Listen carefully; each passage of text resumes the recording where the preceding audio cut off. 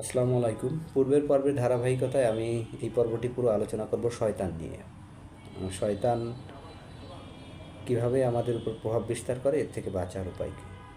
সংক্ষেপে বলবো, আসলে অনেক আলোচনা প্রয়োজনীয় বিষয়, তবে আমি সংক্ষেপে বলবো শয়তান অত্যন্ত জঘন্য, অত্যন্ত নিকৃষ্ট, এবং সে আমাদেরকে অত্যন্ত জঘন্যভাবে ব্যবহার করতে পারে। শয়তানের ব্যবহারের হাতিয়ার হচ্ছে যে আমাদের দুনিয়া কেন্দ্রিক বিভিন্ন বিষয়, যেগুলোর প্রতি আমাদের নফসের দুর্বলতা আছে।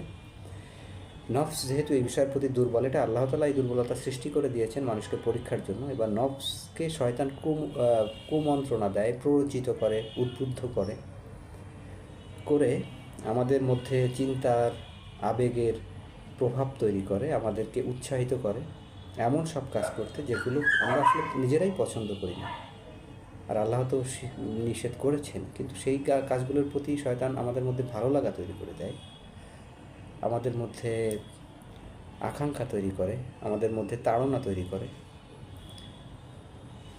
আসলে বলতে গেলে শয়তানের আচরণ মাল্টিফেসিলেটেড, যা আমরা আসলে চিন্তাই করতে পারি না, এবং এটি আমাদের মনের, বিশেষ করে আমাদের অবচেতন মনের গভীরে এটি কাজ করার ক্ষমতা আছে। আল্লাহ তাআলা এই প্রভাব তাকে দিয়েছেন।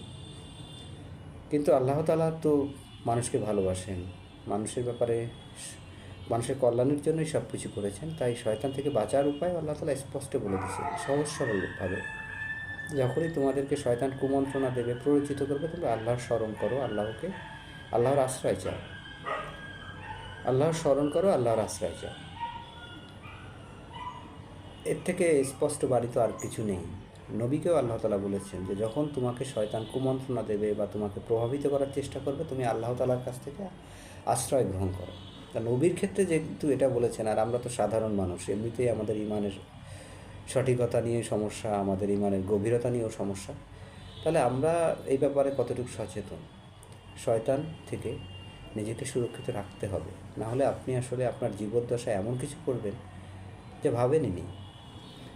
আর সত্যি কথা বলতে, শয়তান আমাদের জীবনকে, আমাদের চিন্তাভাবনাকে দুনিয়ার চিন্তাভাবনার মধ্যে আবর্তিত রাখতে চায়, যাতে আমরা পরকাল নিয়ে না ভাবি, আল্লাহকে নিয়ে না ভাবি, আল্লাহর স্মরণ থেকে আমাদের বিমুখ করতে চায়।